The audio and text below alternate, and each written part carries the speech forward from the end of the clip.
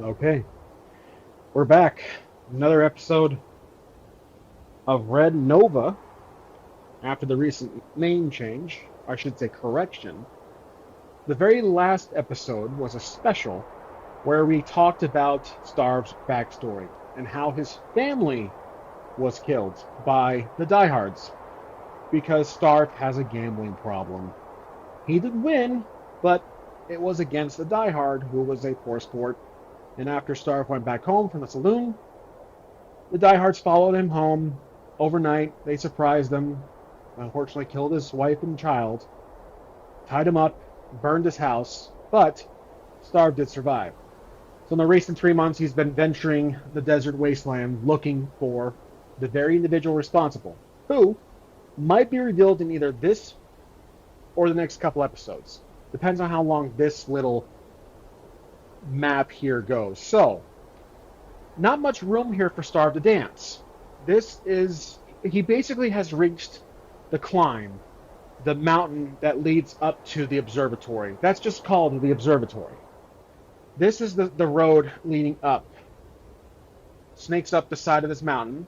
There are a few checkpoints here. We have one here, and there's another one here with a small barracks with a flag. There's also an individual right here, including these two and these two, with a broken down car, some barricade, a car, and another car. Starv is actually right here. This individual, we are going to roll to see what exactly he's doing. Is he paying attention? Is he going to stop Starv, who is currently still in disguise, wearing the Die Hard uniform, which does give him a slight boost in charisma or any reaction rolls, which we haven't done much of, actually, considering the revelation there. So let's ask the Oracle what this specific individual is doing. Let's roll twice. One for action, one for descriptor. 69. Giggity. Mundane. Okay, that makes sense. 28. Extravagant. So mundane and extravagant, two conflicting terms. Mundane and extravagant. This guy right here is not all there mentally. He is basically, let's have a little fun with this one. He's a little silly. So he's walking back and forth, looking at the ground, kind of kicking a rock. He's supposed to be on guard. So he's walking back and forth, kicking a rock, looking down, not really paying attention to his surroundings. As Starv approaches. So as Starv approaches, the man, this random diehard member, stops, and the rock goes against Starv's foot. Camera-wise, if we're thinking of it as a movie, which I often reference, camera tilts up to reveal Starv, who again is in the diehard uniform. I'm assuming this individual is not too bright. He is, let's say, one of the stupider ones of the diehard assembly. So this individual, seeing Starv in a typical uniform, doesn't really think much of the guy, but he does tip his hat to Starv, letting him by, and then he continues on to kick the stone, which then falls off the mountain, and he kind of plops down on his tuchus and watches the stone roll down the mountain, upset. So now Starv basically walks by, ignoring that, and then approaches these two. So while Starv approaches these two individuals, who are, we'll figure that in a second, the archer up here actually sees Starv. Now, here's what I'm thinking. The archers, who are mostly long range, they're basically riflemen.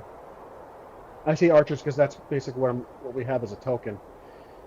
I'd say they're probably smarter compared to the average bear in terms of the cast of diehards we've encountered so far.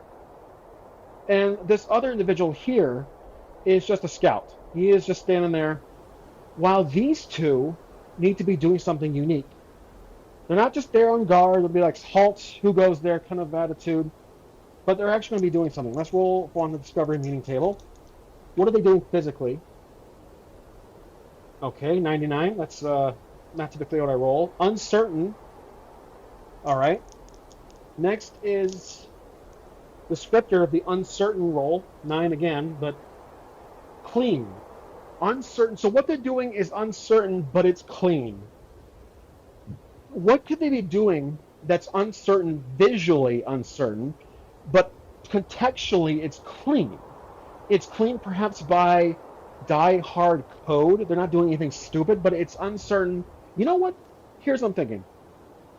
This fortified area owned and operated by the Diehards, LLC, is so secured, despite the fact our character entered after, well, a not so impressive persuasion, though it worked. These guys are so bored out of their minds that they're playing rock, paper, scissors on who is going to handle the next shift overnight. Because remember, we've been at this for a few episodes. It's been, what, 4, 5 so far? So I'm thinking it's reaching the later half of the day. So perhaps late afternoon, early evening. These guys are so bored they're getting tired. That explains why he's bored and why these two are playing rock, paper, scissors on who is going to handle the second shift, who's going to basically work as 2 doubles, or who's going to work doubles. So they're playing rock, paper, scissors, but let's roll to see if they notice Starv, who is walking by. They'll hear someone walking, that's obvious, but they also can assume that whoever is covering the grounds, the lower part of the entrance of this road, has it covered, meaning that they're not going to be worried that there's some trespasser walking by, hint, hint. So do these two notice Starv? I'm going to say likely, but not very likely. 23, that's a yes. That is a standard yes. They do. So they stop Starv. Mainly, I'd say this. It says assassin, but to be honest, they're just kind of clothed up perfectly in the picture to be diehards. They stop. This one looks up at Starv and waves to greet him. This individual's kind of holding his next rock, paper, scissors, and he looks up to see Starv, and he's kind of disappointed being interrupted by this random guy. Remember, Starv's face is covered. He maintains that disguise, and Starv, they're blocking the way. This is basically just a what do you call it? It's a rope, but it's covering from any vehicles coming through. So it's basically, it says do not enter. And then there's this wooden barricade here. This car belongs to them. So in this world, there is fuel. If you're thinking Mad Maxian, these cars are operational. You have to have access to fuel, to gasoline, which might be somewhere nearby at a depot. So Starv needs to figure out a way to get past these two without basically, pulling a trigger, because we are very much outclassed here, or I should say outnumbered. Starv has been proved himself so far to be John Wick of this universe, but he is outnumbered per se. He doesn't want to cause. He wants to continue this approach of being fairly like a spy, espionage approach, compared to run and gun, which happens earlier. Well, I'd say the last episode was more so a mix of espionage approach, but then obviously guns blazing because of his mental capacity. So this individual turns around to see Starv. He walks up to him, and he sizes Starv up. He looks at Starv's shoes, and then he looks at his face. Has this individual seen Starv's wanted poster? I'm going to say, using the one-page mythic, likely. I'd say most members of the Die Hard party have seen Starv's wanted poster. 78. He has not. Okay, so Starv is actually being... this individual sizing up Starv, because he then says, you must be one of the new recruits. You're just on time. We were expecting. Where are the rest of you? So Starv is looking around, and he's trying to think what to say.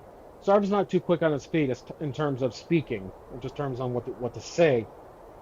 With the gun, in brute combat, he is fairly quick. But in terms of mental capacity, that is not his strong suit. Because D4 smarts, it's not something we typically, not just the what we roll, but it's what we're looking at on paper itself. D4 is the lowest trait he's got. So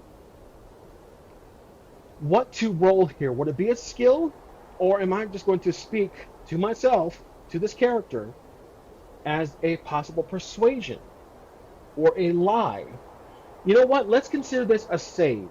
So this will be D4 with the wild die. He's basically going to lie because I don't have lie here or a skill that really is relevant. I mean, there is survive. We have knowledge. We have investigate, which probably is somewhat relevant. But I'm going to do a save D4 smarts if I'm thinking D&D, and just do a straight up trait attribute roll. So this guy is basically speaking to Starv, saying that you're a recruit. Where are the rest of you? And Starv needs to think quick on his feet here, and we're going to roll a D4, which will determine on how Starv responds. Oh, they both eights. That is incredible. So the D6 and the D4, respectively, they both eights, which means I get to roll another pair, choosing the best roll. And looks at the wild die, takes the victor. 8 minus 2, because I forgot this unskilled. Well, actually, it's a well, even with an unskilled penalty, this is technically an 8 or a 6.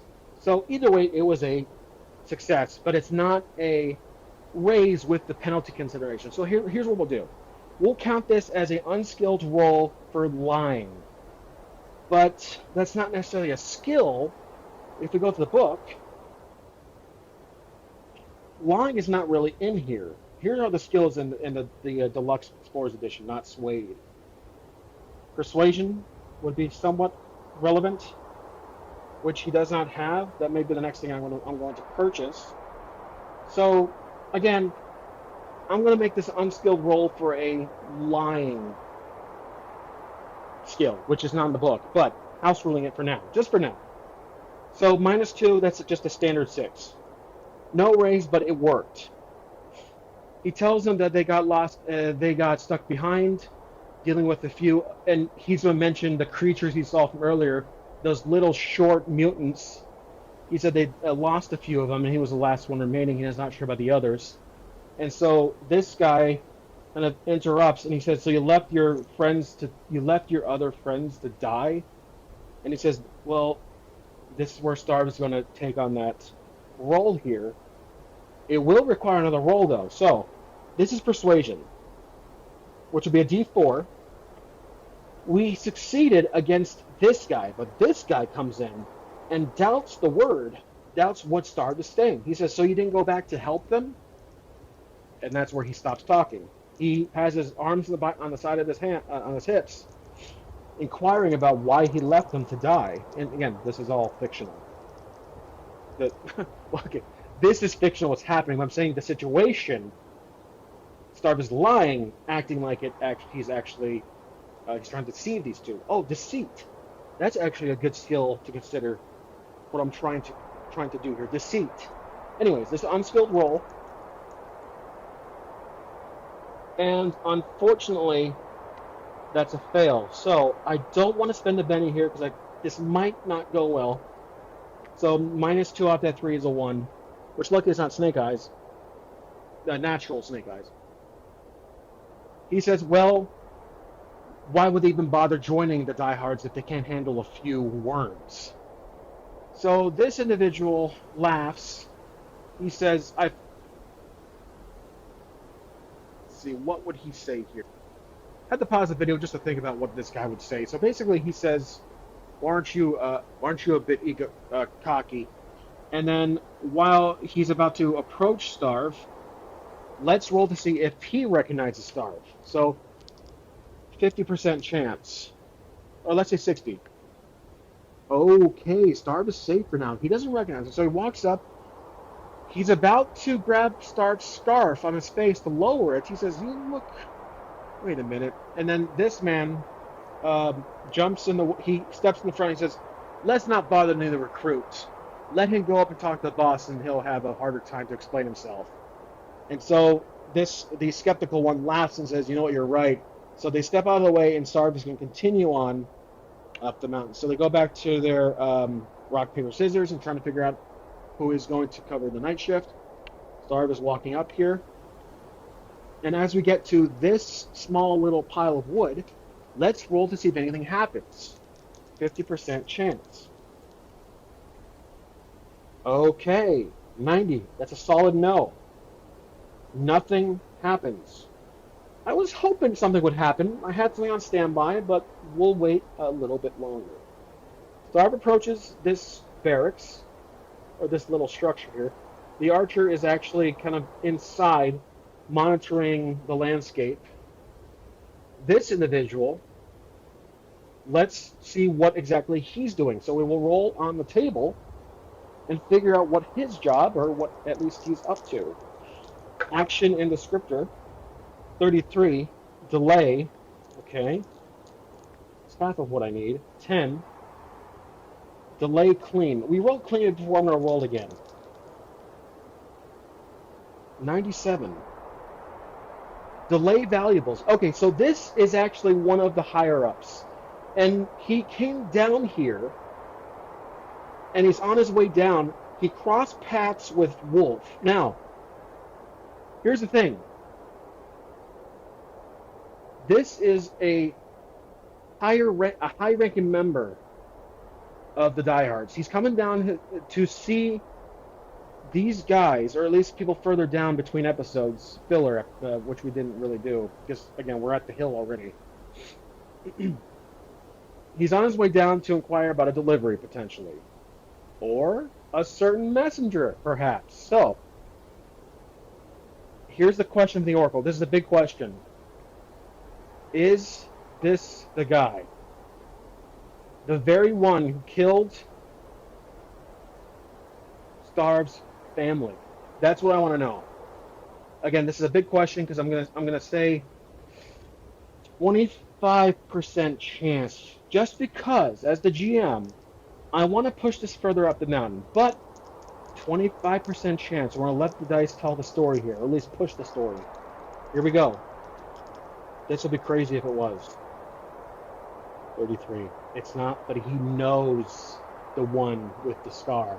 So it's not the guy I'm looking for. Starv briefly stops, steps out of the way as this man is very impatient, walking by, doesn't even acknowledge Starv at the moment. He stops. And then he turns to the left. He turns back around. He tells Starv to hold it. You, come over here. Starv stops, turns around, and walks slowly up to this high-ranking official of the diehards. What is about to happen will depend on what we roll. Remember, he's going on his way down to inquire about a delivery. Usually those deliveries arrive in this area and are directed up. Maybe weapons, etc. But, like I said earlier, most likely it was the messenger that we killed, that Starv killed much earlier in the episodes. What is he going to talk to him about? We'll roll 2 descriptors. 67, official.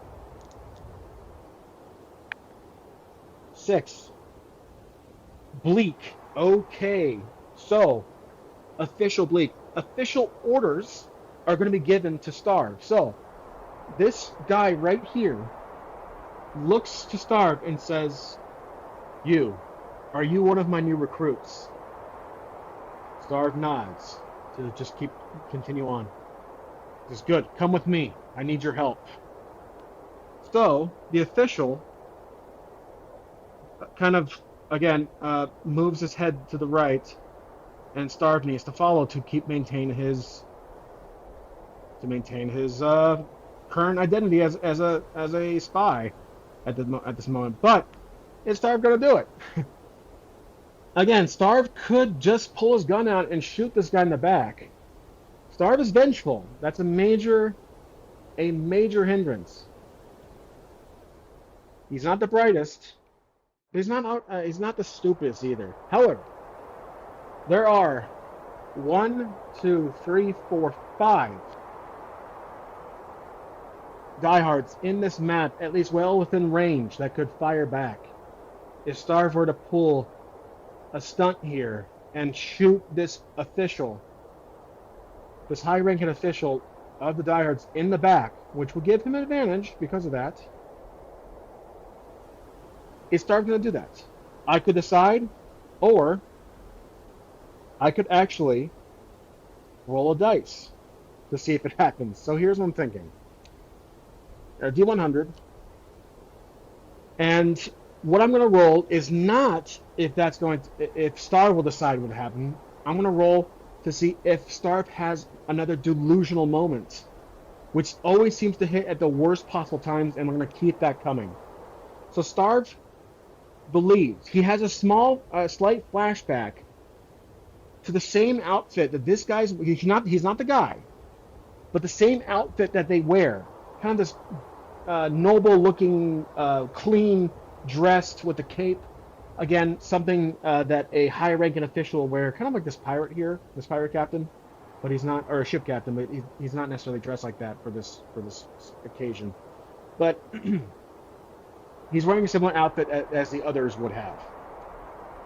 Starv sees that, he twitches and he starts to have visions of his wife and child just burning alive, screaming. Even though they were dead, just delusional. He's having a slight modified flashbacks, just different situations, but still the very same result. They died, but they're burning alive. They didn't burn alive originally. They were unfortunately they were killed. They were dead, and then they burned. But to be blunt, sorry, but he's just picturing them, going through the horrors of burning. So what he does is he takes. I'm thinking of the moment from the movie. Christoph Waltz shoots Leonardo DiCaprio when they're about to shake hands, Django Unchained. So what he's about to do, as this guy turns around, he's going to pull his gun out and shoot in the back. I think this is well within character. I don't want him to keep playing the part as Die Hard when he's not all there. He's vengeful. He's on track to find the killer. He's trying to play spy for spy here, but it's not going to work out for him. So this is a shooting die with a D8. I do have a scope, but the scope bonus only applies to the long-range weapon that is the Spencer carbine, I believe. So I'm going to add that. Make sure I have that labeled here in my inventory. It's only for the carbine. Okay, so we're doing a +1 to this, not because of scope, but because this guy's turned around and it's an advantage. So here we go. We're going for 4. He shoots. He can't handle anymore. He shoots the guy in the back. Okay, so the wild die aces, and that's going to be a 9, which is, again, 1 raise over 4. That gives him an extra damage of die. But this guy is he a wild card? Certainly the guy responsible for killing Starv's family is a wild card, but is this guy a wild card? I don't think so. I think he's an extra, and that raise, because it's a shot in the back, can't necessarily survive that. So with that raise, we're going to roll for damage. It's going to be 2d8, the Desert Eagle, and a d6.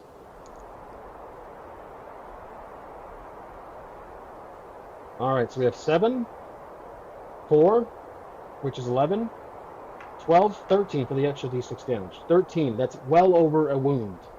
The toughness, he would be at d6, like these others are. This guy's definitely d4. So that's definitely well over a wound. So he gets shot in the back, he falls forward, and the gunshot echoes throughout the canyon, throughout this chasm, killing him instantly.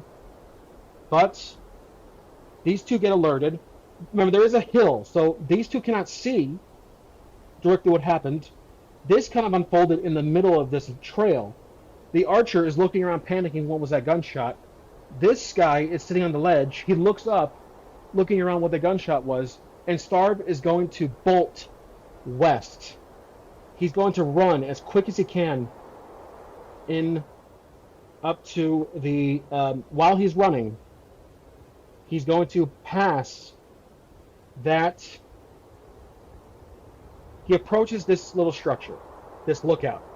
The archer, the sentry archer, steps out to see what happened, and that's where Starv is going to attack him. So the archer jumps out and yells, "Hey, you stop!"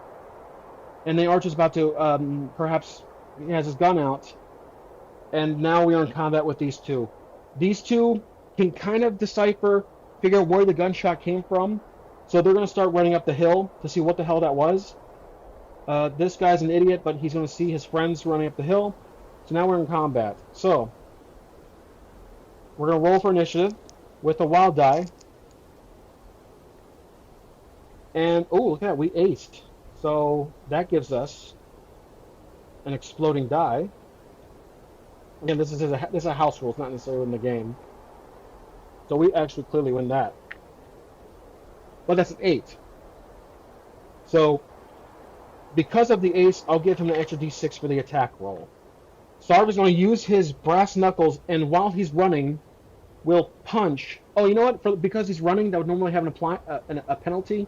But because we rolled that ace, I will not apply the penalty. So no extra d6, but still, the brass knuckles is fighting.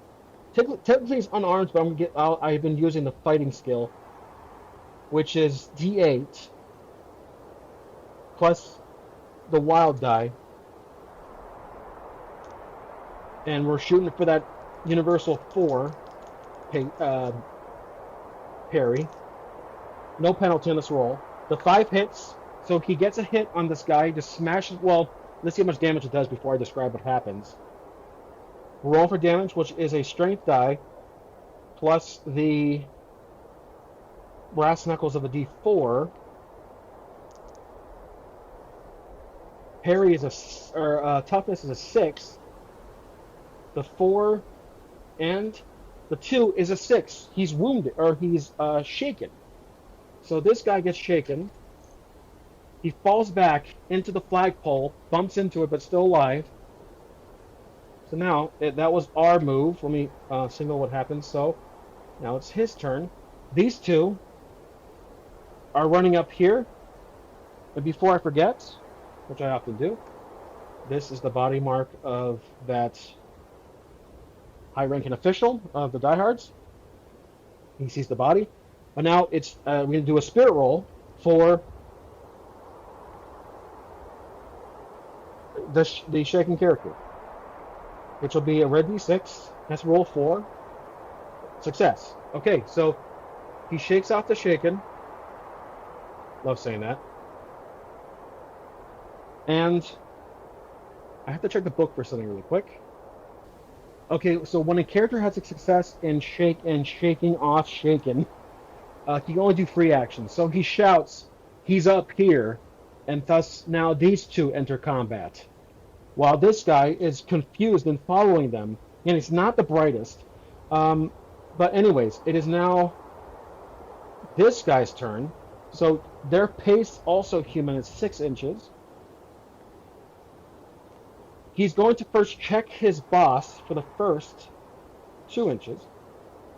Checks for a pulse. He's dead. And then he's going to continue the rest of the 4.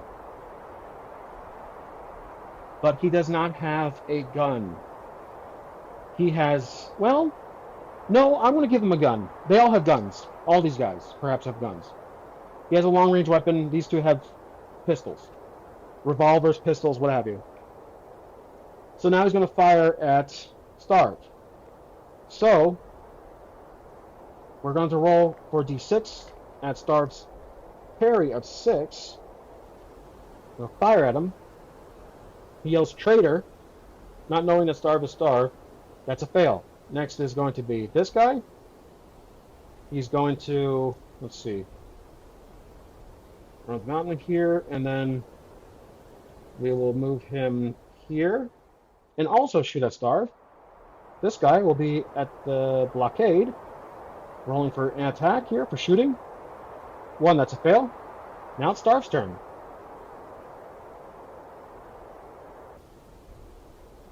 Okay, Starv is obviously going to move up the mountain as he wants to gain distance. Right here. And he will use his rifle and shoot the archer. That's going to be the D8 and the D6. This has a scope, so +1 on the roll.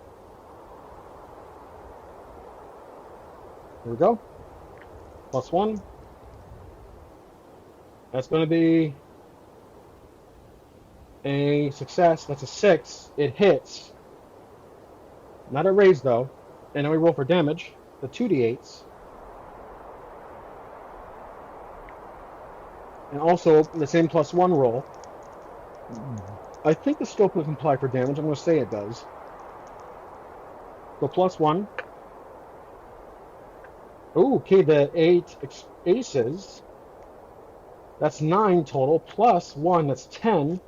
And then we need to roll another d8 for the acing damage die. 7. Oh, wow. Okay, so he's clearly dead. Alright, so this guy's out. No math required for that. Then it is back to him. He is going to chase after Starv and continue shooting with a d6. That's a fail. This guy is going to follow. And we'll shoot. 2, that's a fail. This guy, all he can do is move.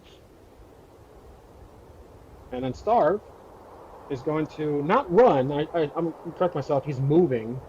He's up the mountain. Run would be an additional d6. Without that incurs a penalty. Just want to correct myself there. He's going to shoot at this guy. Okay. That's going to be the d8 shooting skill with a d6 wild die. +1 for the scope.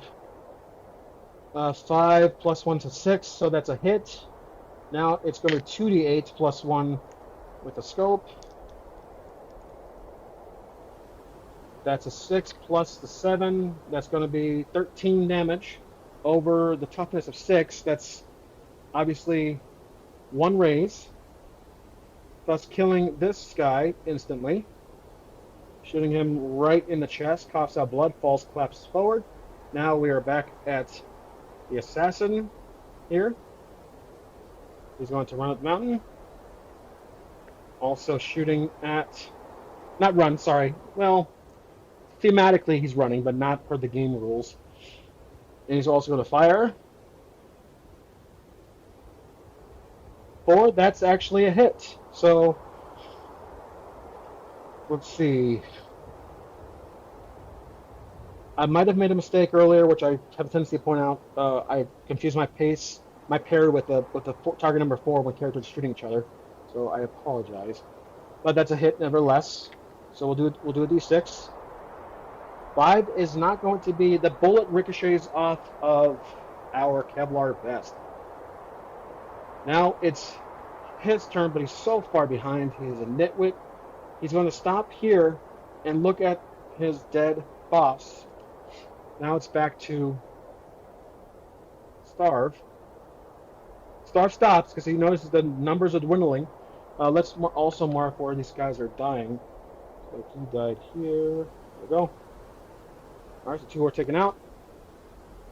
And the archer also, I completely forgot where I killed him, so I'm going to put him next to the flag post. There we go. Alright. Actually, what's the 3 depths? Let me do a count here.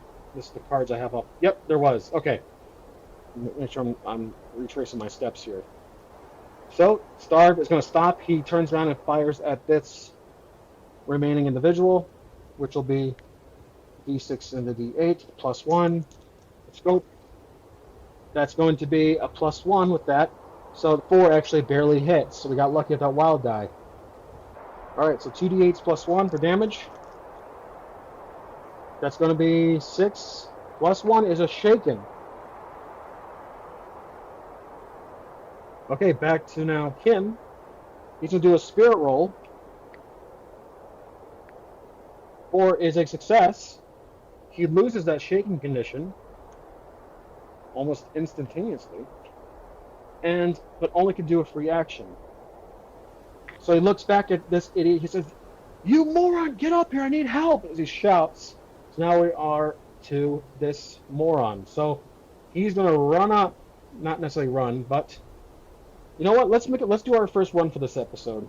Actually, I think at all in this whole series. Roll d6 to see how much you can run. 1 inch. So he rolls an additional one just past the car. He pulls his weapon out. He's going to start firing, but with a penalty of -1. And you know it's uphill, so -2 on this roll. That's obviously a fail. His gunfire. He's just shooting blindly, like what? Who? What? You can't see him. And Starv is now back to his turn. Starv will kind of go to the right here, avoiding the hilariously Steven Seagal aiming fire, and will shoot him because seeing him kind of blindly shooting and nothing, that's going to be an advantage because we're on a hill. I'm considering that factor. So +1 on this roll, plus the scope. So that's going to be a +2 total. And that's an 8, unnatural 8, which is a hit. That's a raise also, so that's going to be an extra d6 of damage. With the scope, +1. Oh, the wild die has to leave the picture there. All right, so 4, 8. There we go. That's going to be 9 + 1 is 10. Yeah, he's out. So the gun, he fires and he falls down the hill and just collapses right here, hilariously. And he says, "You useless moron." So he's dead. That's clearly going to be an easy kill. Now back to this guy. Because Starv stopped, he's actually within range.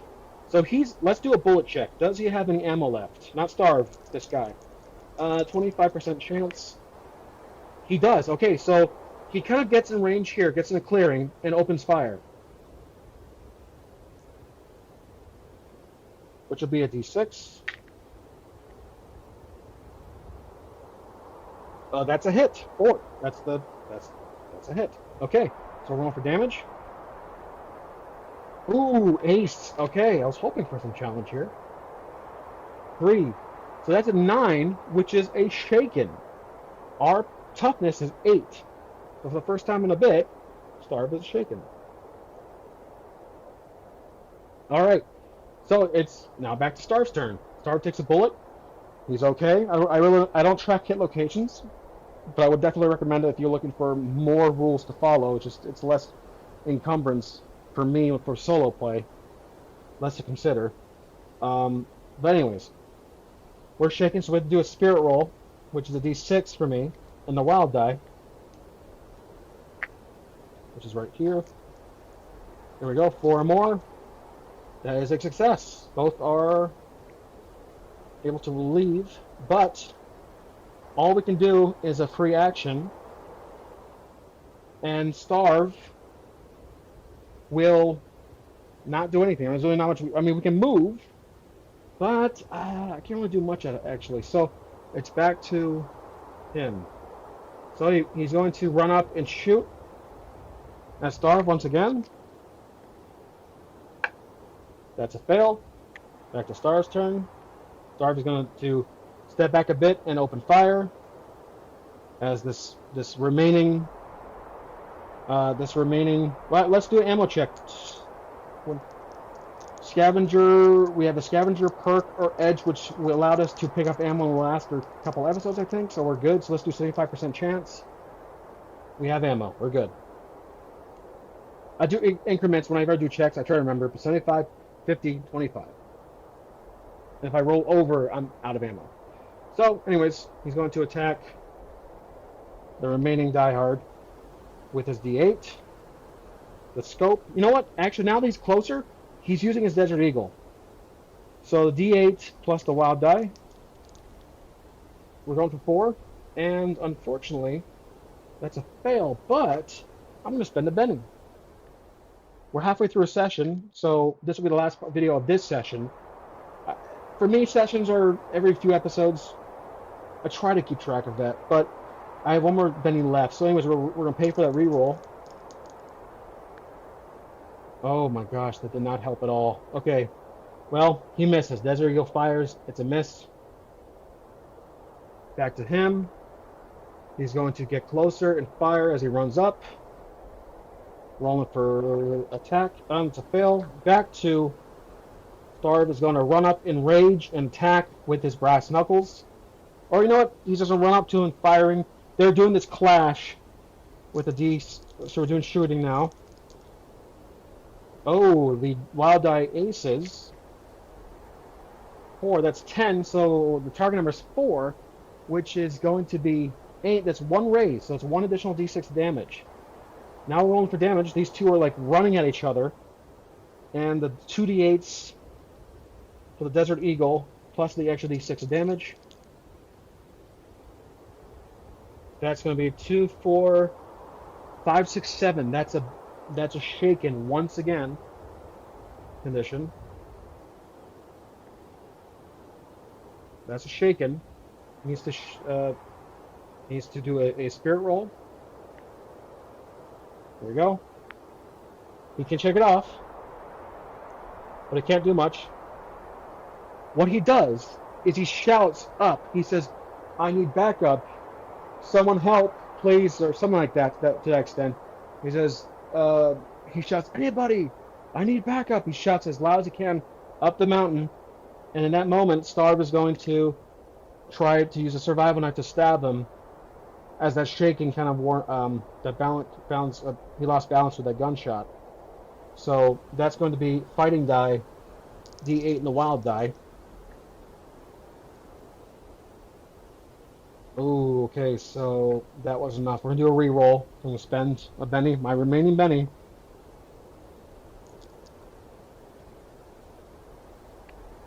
Oh, these dice are flying. 6 is a hit. Even with his parry of 6. Alright, that's damage. Brass knuckles, which will be the D4 plus the D8 of strength. Sorry, my mistake, D6 of strength. Survival knife, same thing, D4 D and strength. That's a 5, which is not enough to hit the parry. Oh no, I'm sorry, my house rule parries 4 for all enemies. That's a hit, but it's another shaken. He takes a stab, and these two are at a stalemate. So I'm now back to the Die Hard. Do a shaking condition. So I'll do a spirit roll. No success. And here's what Starv is going to do. Starv is he's aggravated. It's taking too long. He's going to move up here and kick the shaken. He's on his knees. He's hurt. The Die Hard is hurt. He's going to kick him off down the hill. This will be, I'm going to say, a strength check. So attribute strength. Or brawling, maybe, perhaps? Fighting? You know what? I'm going to do fighting. Just pushing him off. He's going to punch him. Going to push him down the hill. He's on the edge. 4 is our target number. No penalties. The D8 aces. Here we go. Oh my gosh. Come on.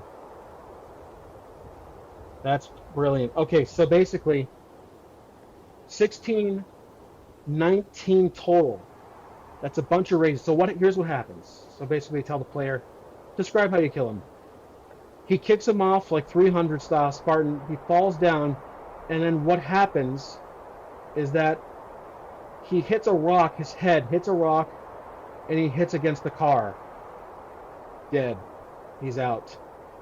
So there was a rock here somewhere. He bashed his head into it. Thus, he has been eliminated. And once again, not the style of John Wick, but certainly the body count continues to increase. Starv is taking out this entire faction by himself as he has cleared this map, but Starv can hear a vehicle driving down from higher up in the mountain, on top from the mountain. So that's where we're going to end the episode. We have no time to loot. Starv potentially has to deal with an adversary driving down, speeding down, potentially with some artillery. So that's it for now. This was very exciting. I hope you guys enjoyed. As always, I'll see you next time. Thanks for watching.